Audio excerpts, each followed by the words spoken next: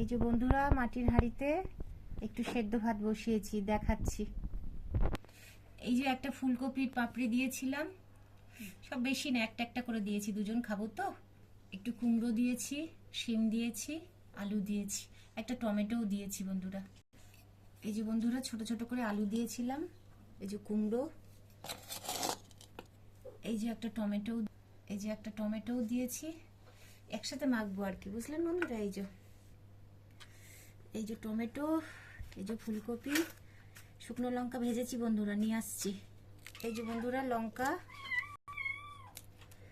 একটু ঝাল ঝাল না হলে ভালো লাগে না, 4টে লঙ্কা দিচ্ছি।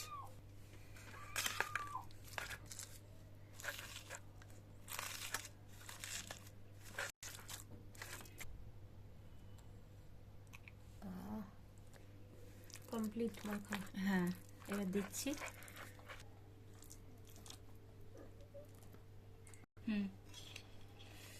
বাবা, বেগুন ভাজা, ব্যাস।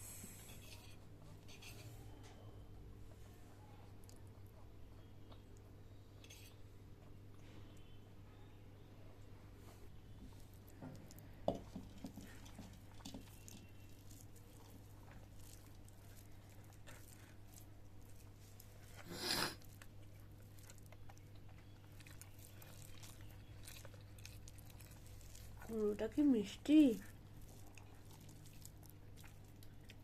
ওই জন্যই তো টমেটো দিলাম, টমেটোও দিলাম, ফুলকপিও দিলাম, একটু ধনেপাতা দিলে ভালো হতো, সেটা আর দিলাম না। শিমও দিয়েছি, একটা আলু, আর একটু তেল দেবো তোকে।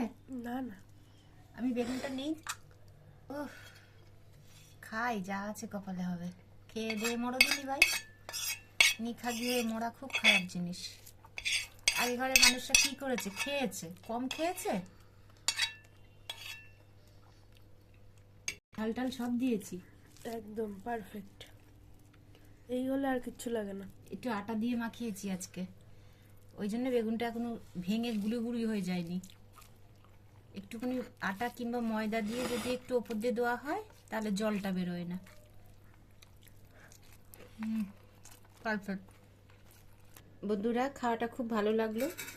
যা হোক, এরকম সিদ্ধ করে মেখে খাবেন, তাও পেঁয়াজ দিইনি, কিচ্ছু দিইনি, শুধু জাস্ট একটু নুন আর সর্ষের তেল দিয়েছি। দেখলেনি, খাবারটা খেতে খুব ভালো লাগলো, মাছ মাংসর থেকেও ভালো লাগলো। যাই হোক, এখনের মতন সুস্থ থাকবেন, ভালো থাকবেন। আবার অন্য কোনো ভিডিও নিয়ে আবার আসছি, দেখা হবে।